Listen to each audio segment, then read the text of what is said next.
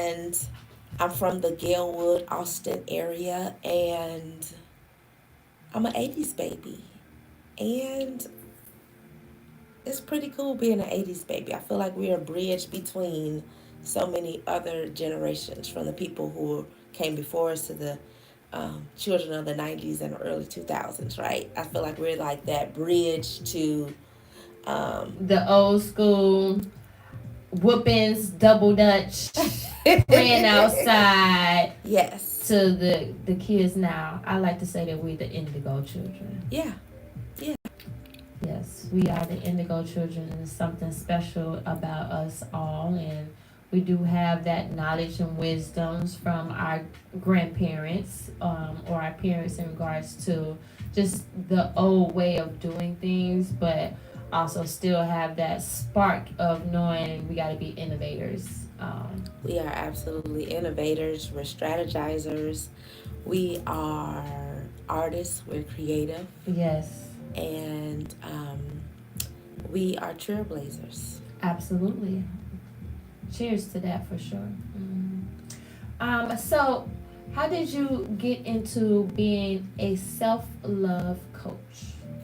So, as a self love specialist, Specialist, I'm yes, sorry. self love specialist, um, one of the things I had to do for myself is to master who I was. Ooh. And when I say master who I was, it's really just a simple term of getting to know me. Mm-hmm. I really had to get to know me as a young woman. And that's coming out of adolescence, and then Mm-hmm. it's also walking into being a young adult in my 20s, and now I'm dating and I'm in a relationship, and understanding who I am, understanding my power as a woman, and owning my identity. Ooh. And you're going to go through some trials and some tribulations, some ups and some downs. um, Make you want to stab somebody? No, oh, okay. it's too much. Too But much. again, yes, you're going to learn so many things about yourself, and it's really up to you in your adolescence, but in your 20s, in your 30s, in your 40s, and 50s and 60s and 70s, right?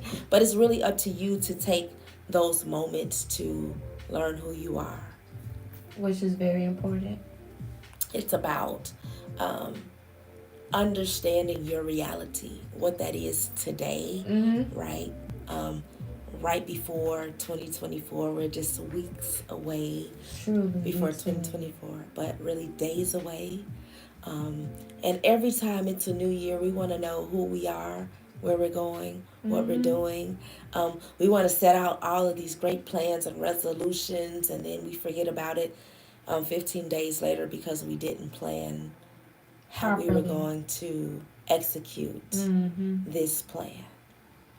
I have a saying, and this is just me because I know this is the Gregorian calendar, and we operate in a space of that December 31st and January 1st is New Year's, and but for me, New Year's starts in the spring season because that's when everything is coming back to life. Right now, everything is about to be dormant.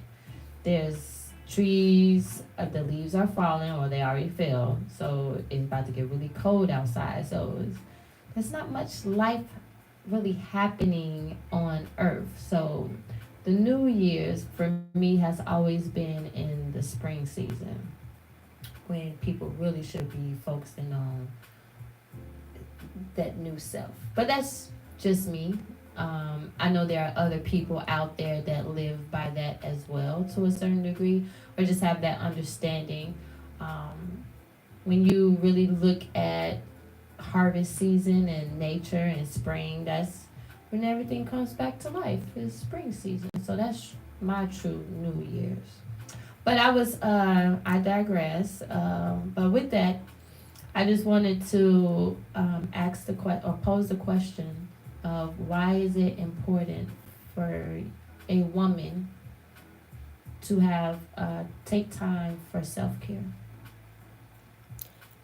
I believe that as a young girl who's in her teens, she has the world at her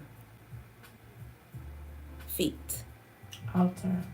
And she can do with her hands and with her mouth and with her body, meaning she's just creative, this artistic, this coming into woman being, and she has the ability to go after her desires. Mm-hmm. And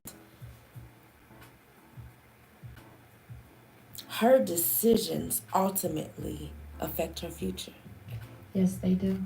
And so I believe that when you have a sense of self, a sense of awareness of who you are, who you want to be, who you desire to be, who even, and all of those things really come from how we grew up, the environment and the culture and the family Mm-hmm. that we grew up in, that shapes a part of our identity. And then we come, as we go and grow through life, right? We come to this place of maturity where we get to decide, do we keep all of those values or do we begin to create new values Mm. for ourselves so that we can not only shape our identity, but that we can shape the identity of our children?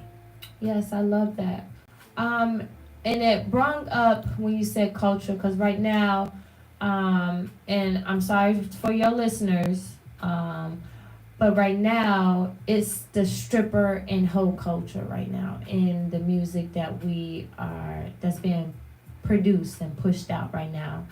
So for the young women who may not have the proper guidance at home and may feel like the only way that this man or women, if they are play on the other side, um, the only way that I'm going to get their attention is if I expose myself, Mm. you know, or I wear certain clothes to bring about the attention. What would you say to that young woman or that young girl who's in that space? I would say to her that she has to address the woman in her mirror. And when I say address the woman in your mirror, that is literally you becoming vulnerable with yourself. Who am I? And when we think about who am I, that is a question that can bring about threat, it could bring about fear, it could bring about danger because you may just be afraid of who you really are, Mm, and who you have really become, right? yeah. Because we may set out to be this great, this awesome woman who is, when we think about our culture or just the environment that we grew up in, she should be a doctor, she should be a lawyer, um, A college graduate or something. a college graduate. She should have her, yes, she should have her degree, but not just one degree. She should have two degrees, or Multiple. maybe multiples, right? And so when you measure who you are today, right, up against who your society or the environment in which you grew up in says you should be, it is up to you to really pay attention to the woman in your mirror. Who Mm. is she? Where does she fall within your environment, where you grew up in, who your family says you are, that culture, and then who are you really, right? Who are you really? And when you identify who you are, whether you are a woman of the night, whether you are promiscuous, whether you are a saint, whether you have decided that I value myself so much so that I am going to wait until I see the one who looks like me, or the man who sounds like me, or the partner who inspires me to be my greatest self, and I inspire my partner to be the greatest self, and we come together and we have decided that we are just the most ultimate couple together, right? Mm. Whenever you decide whether you are um, single or whether you are in a relationship, whatever that looks like for you, who are you as an individual Mm. outside of that relationship? And then when you are in that relationship, can you still be that same individual? Can you still be that same woman right? Who is integrable, who is honest, who is trustworthy, um, who is a sister, who is a friend, who is a daughter, who is a wife, who is a mother. Are you those things?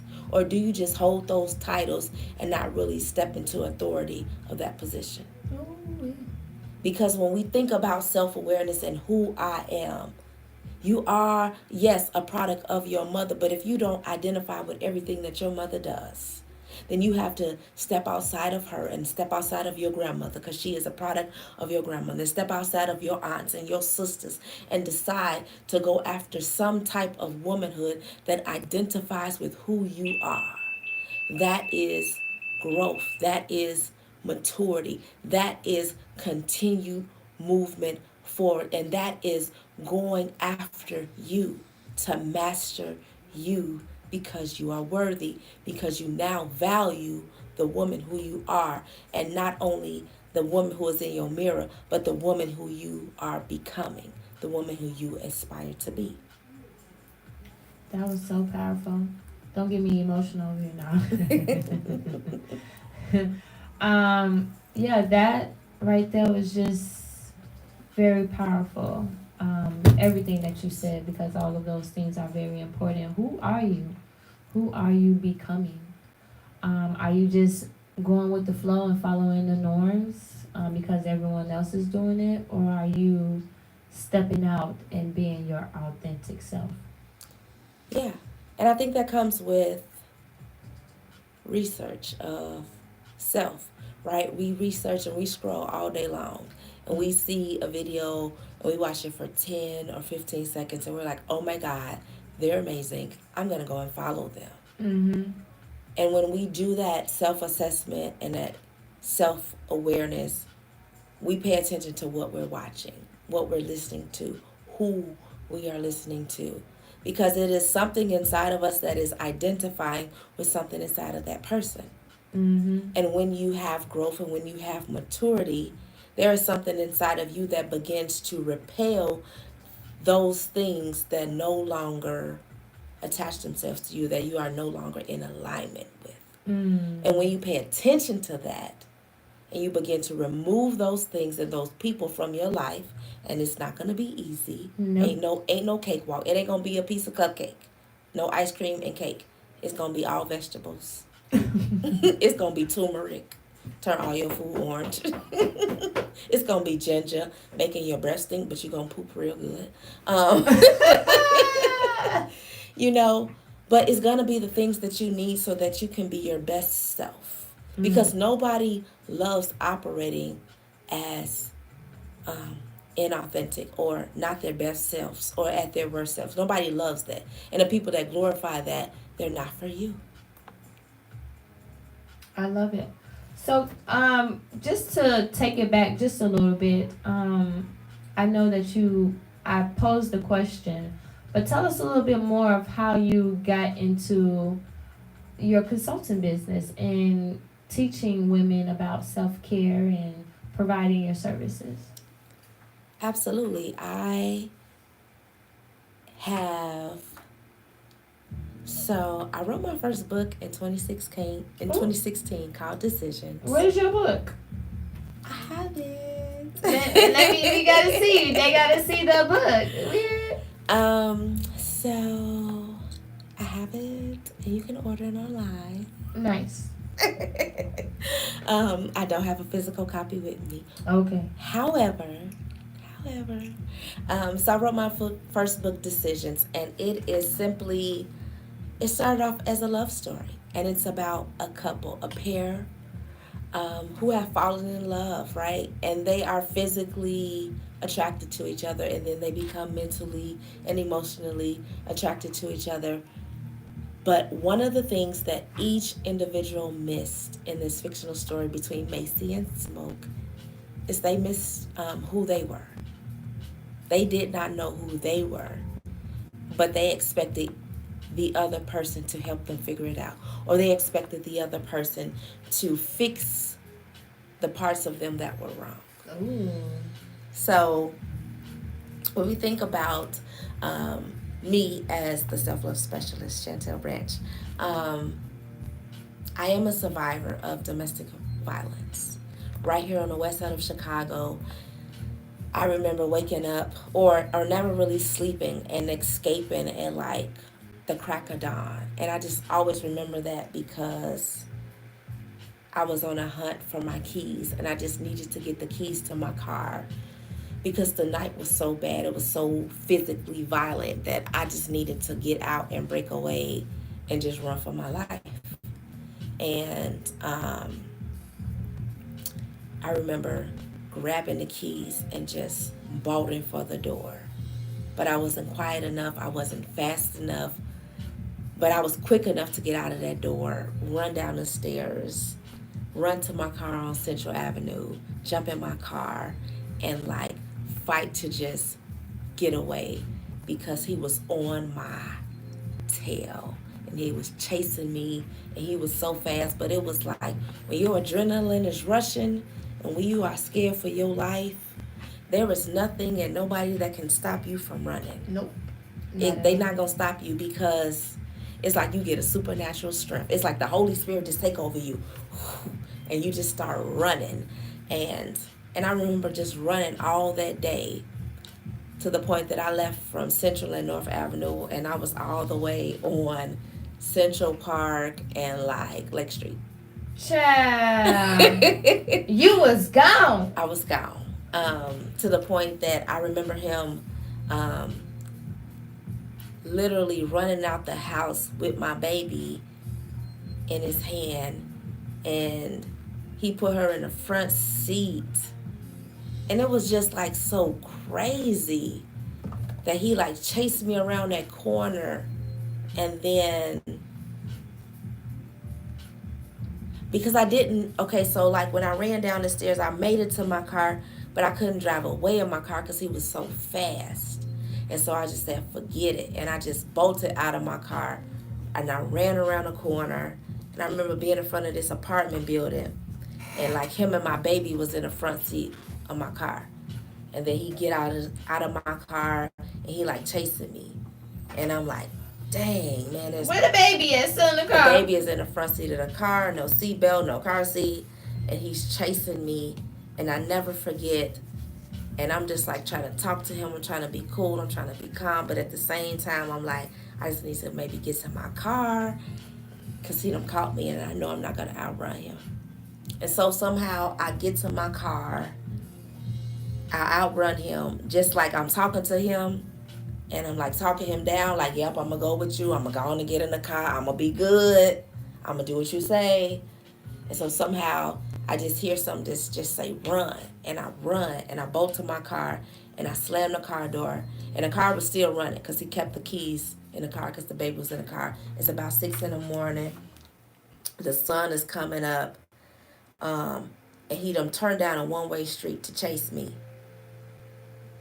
And I bolt from like in front of the apartment building. I get around him and I get into the car. I slam the door. I lock the door, and I'm getting ready to take off. But he jumped on top of the car, and he talking crazy, but he looked like he about to kick the front Window windshield in. in. Mm. But it's the baby, and she only one, and it's me. And I'm like, he finna just kill us with all this glass. Because that's just like scary. That's like traumatic. That's the craziest. That's some shit in the movie, but it's my real life. And some just say, drive. And I put the car in drive and I go. And he's holding on to the top of the car and he flailing. He on the roof of the car and he flailing. And I get to the end of the block and you can only go left. I mean, you could go right, but it's the wrong way. And I'm like, I can't go the right way. I can't kill us, right? And so I just like hit that left and he fly off the car. I'm sorry. I know this isn't funny. I'm a visual learner, so I'm just visually seeing. It was a scene in the movie. I ain't gonna lie. I'm visually seeing this, and I'm just visually seeing him flying off the car. Yep. But like literally see him like he lift up his leg like he finna kick the whole window in. And I'm like, oh no. And so I hit the gas real fast and I'm flying down I think it was called Chamberlain. Was it called Chamberlain? Or Parkside? I think so, it's Parkside. So I'm flying down Parkside, but it's a one way And at the time, they kept switching to one way. One day it's going this way. 1 week is going this way. 1 year is going this way. 1 year, and so this year it's going It's south. going the way it's It's going. going south. It's going south, right? And I'm like, oh no, it's going north, but I'm flying south Mm. because that's the way he pulled into it. And I got to the car, and he's holding on to the top, and I'm like, oh my God, won't he let go?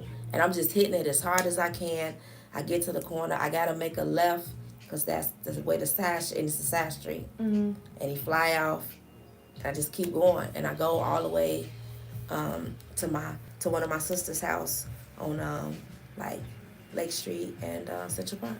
So I'm all the way over there by Garfield Park where the beautiful flowers are. Mm. And it started your journey. No, nah, I was still in. Mm. I was still in. No, I ain't. It didn't start. I was. It didn't start yet because I was pregnant with his baby.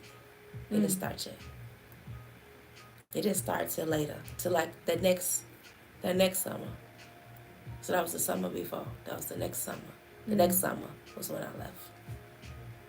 Mm. So important. Yeah, I just want to give you a hug right now. we hugging, girl, we good. Yeah, cause I needed hugs then, but I never told nobody.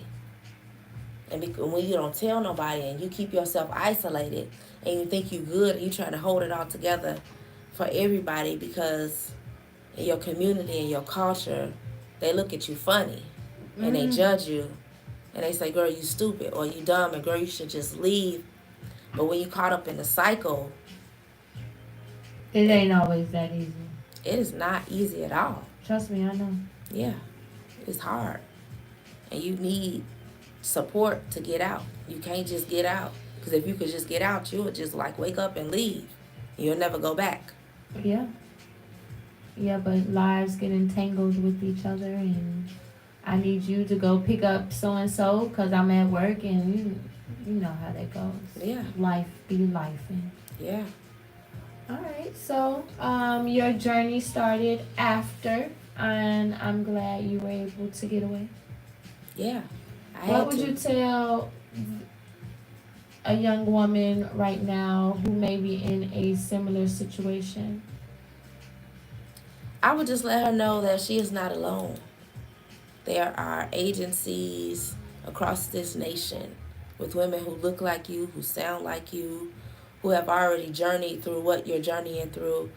And she was able to not only make it out, but she was able to build her support system and then start her own business, her own company, and partner with other people and communities to provide you the support that you need. So you're not alone. Mm.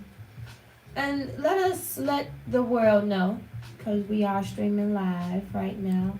What are some of your services? How can someone book you to start their journey? So absolutely, I am launching the Master You Coaching Program, and so it is a program to help you rediscover the pieces of you.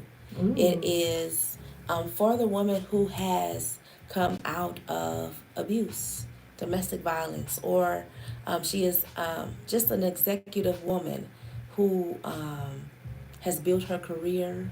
She has started her business, or she works for a Fortune 500 company, and she is a wife, she is a mother, but there are pieces of her that she has forgotten. Mm-hmm. And so the Master You Coaching Program is for the woman who is ready to just journey to the next level of her. And because we wear so many hats, we do so much for so many people. We're just the nurturing species, right? We're the being that we nurture other people, and oftentimes we do that before we take care of ourselves. Yeah. And so the Master You Coaching Program is for that woman who is just ready to take care of herself again. And so we have the Master You Coaching Program for women.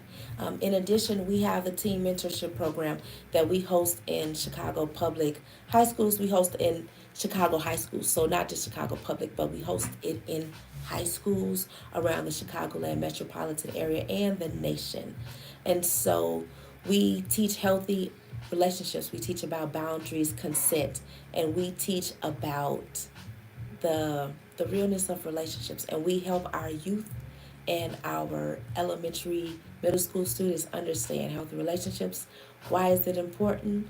And your role in that relationship.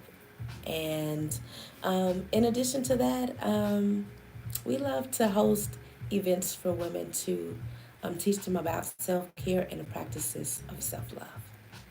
All of that is very important. And I think the last, second to last thing that you shared, in regards to the workshops that you're doing, are you doing any programs with young men or men?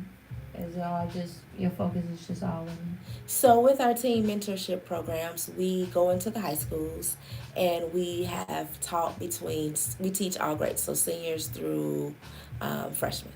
And so, we usually break our classes up into girls and boys. And so, we teach freshman boys through freshman girls all the way to senior girls and senior boys. And so, we have different conversations, but it still is, again, the focus of consent, boundaries, and healthy relationships. Mm. There are so many people that do not understand what a boundary is in a healthy relationship, Yes. or even how to set boundaries in a relationship. So, can you touch on that just a little bit for those who may be in a relationship or just naive to what that may look like?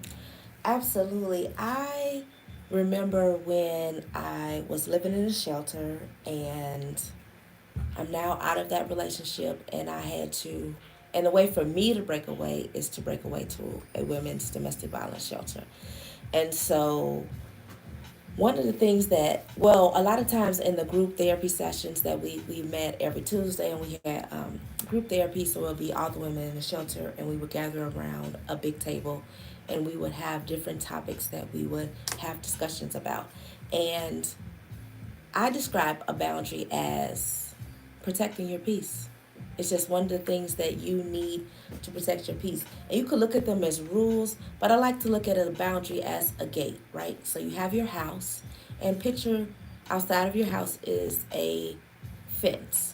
And outside that fence, whether it's an iron fence, whether it's a white picket fence, whether it's a little gray fence that they put around buildings that's condemned or construction, right? So you have your fence, and a boundary is your fence, and you can see through the fence, right? So you can see who's at the gate, whether you want to let them in or not. You can see um, if they bringing in some pets, if they bring in the groceries that you want, right? So you can see that, right? And it protects your peace, right? And you have the authority, you have the ability to decide who you're going to open that gate up for. And so that is how I describe a boundary. It is simply to protect your peace. And before I even had that language, it was just something that I did. I was just like, okay, he can't call my phone because I'm getting ready to change my number, and he can't have my new number, right? And that was my boundary because I was being stalked. So after I'm out of the relationship, I'm living in a shelter, but I'm being stalked. And so I had to set this boundary in place to protect my peace. And I didn't have the word boundary. I just knew that he couldn't have my number. And that was it. And so today I can say that was a boundary. And so I had those back then, but I didn't have necessarily that language to explain what I was doing. I just knew that I needed to protect me, and that this person I had allowed this person to take so much of my peace. I had given him so much of my love. I had given him all of my love that I didn't love me no more. That I just decided that every time I did something wrong, that he had the right to physically abuse me, right? And so I gave him, right? And so a lot of times when we think You about gave him domestic violence, your I power, gave him my power. I gave him control of me, mentally, physically, emotionally, spiritually. psychologically, spiritually, financially. I gave him power over me. And that is a part of being in a battered woman syndrome. That's a part of being caught in the cycle, because it is a mindset that you begin to take on. And then you begin to take on that behavior, and their trait. Mm, that was powerful as well, because there are many women who do look for their men or man to lead them in certain aspects. Um, so like in that situation or matter, because I want to say like physically being in control, because they I want you to lead, but I still want to have my voice, you know. So how important is it for that woman to speak and have her voice, or let me rephrase that, because my mind is like going in so many different ways right now. But a woman who is stepping out or looking to date and find that her mate, what will be some things that she should look for, knowing that this is the right person, I can allow him to lead me but still have my voice? That is an excellent question. I would say that she needs to identify who she is. Because if you know who you are, then you know who you will allow yourself to be in that relationship. And if you can't be yourself, your most authentic self, then you're a fraud. You're fake, Mm-hmm. right? And then that means that that person can't trust you. Mm-hmm.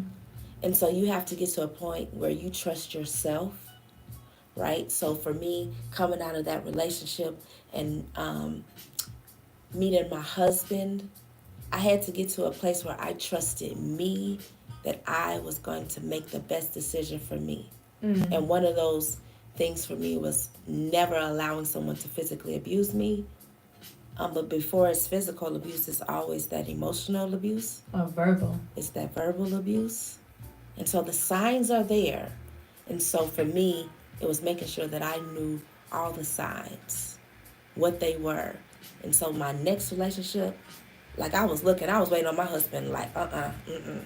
Let me look at him through the magnifying glass. Nah, let me text him this. Let me do this. And I put him through so many tests. And you should test your mates. You should test the person that you want to be in a relationship with before you give yourself to them. You need to test them. And in those testing, you're also testing yourself. Can I trust me? Can I Mm-hmm. trust me to be alone with this man and not go too far? Mm-hmm. And what's too far for you? Mm-hmm. Where you feel like you have lost integrity, or you're not honest with yourself, or you didn't love yourself the best in that moment. Mm-hmm. It's about the self-awareness. And the biggest thing that I can say is that you got to know who you are. Know you as a woman. That's it. Know you. I love it. I love it. Can you let everyone know how they can get in contact with you via Facebook, social media, email, website address? Because I know someone listening will want to learn more I, about your services. Absolutely. I am Chantelle Branch, your self-love specialist. I am the founder of My Fearless Future Project. That's at MFF Project. You can also find me as Chantelle Branch on LinkedIn, Instagram, TikTok, Facebook, and did I say LinkedIn? Yes, I did. Yes. And you can find me on Chantelle Branch at YouTube. So listen, I'm everywhere. I love it. I love it. Before we close out, can you talk a little bit more about your book? Because I know you say your book was this called titled Decisions. Now, it sounds as if there's another book out there or it's on its way. Okay, so my first book is called Decisions, Okay. and it is a fictional story about Macy and Smoke and their war-ridden relationship. And so it's a suspenseful tale. It's gonna make you laugh, cry, smile. You're gonna be mad. You're gonna be sad. You're gonna be up. You're gonna be down. You're gonna. It's so suspenseful. It is a excellent fictional tale, and I recommend that you go ahead and read that thing. And so my second book is called Chained by Boundaries, and it is a self-help book. It is an ebook. You can find it on Amazon, and it is a quick read. You can read it on your phone, while you're on your way to work, or just while you're in transition waiting on the kids. And so then my third book is an anthology. It's called Leadership in 2020. And so yes, I have quite a few books in the chamber. I knew it. I sensed it. Like, wait a minute. Yes, so I have a fictional book coming out. It's a juicy tale. A lot of people are asking for the prequel Uh-oh. to Decisions. So if you have not read Decisions, I need you to pick it up. So when the prequel comes out, you're gonna be like, oh my god. Oh my God. Like the coldest winter ever in here. Yes, like the coldest winter ever. And so look for a production of a TV show, a series. It probably won't be entitled Decisions. I don't know, but who knows? Let's see what our producer is gonna do. Ooh, we got a movie, a TV series A on the. TV series, yes. Oh, snaps. Oh, snaps. Well, I greatly appreciate you coming and blessing us on the show today. It was an absolute pleasure. Thank you so much for having me. I love it. I love it. I love it. And of course, once we get off the mic, I will be looking to collaborate with you Yes. because I do work with particular group of individuals, and I'm also will be hosting events. And self care is so important. So I Yes. need you to come talk to speak Yes. to them spirits. Yes, and we have interactive workshops because I have been a beauty professional for over 24 plus years. So I listen, I know how to make you feel good. Come on with it. And also, we're going to work that brain a little bit, right? Come Because we on. want you to be your most authentic self, and that is a part of mastering you. Yes. And just for the record, mastering you does not happen overnight. No. I'm still working on myself. And it's a constant journey. So you think about different cycles of your life, and so I went through that cycle of mastering me, um, which was important coming out of that relationship. And then Yeah. it was like 6 months later, I found my husband, or my husband found me. He found me because I wasn't looking. So he found me. It was just in alignment. It was in alignment, right? But I had to go through that journey of mastering me before I could get with him because I couldn't go to him as that broken woman coming out of a DV relationship. Yeah. That's nah. And so now, as a mom and a wife, I'm a wife and a mom of four, and I have a 19-year-old as my oldest and a 2-year-old as my youngest. I got to master Child. me again, y'all. So Yeah. the journey never ends, but it comes in cycles, right? And so I'm gonna be a different person when my 2-year-old is 19. Most definitely. So welcome to the year of you. Ooh, I like that. Yes. Don't forget to sign up for the Master You Coaching Program. Ooh, I like that. I like that. But yes, we're gonna go ahead and get ready to close out. I appreciate everyone for tuning in onto the show right now. I'm gonna go ahead and flip the screen. Before we go though, do you have any message that you would like to share with the world?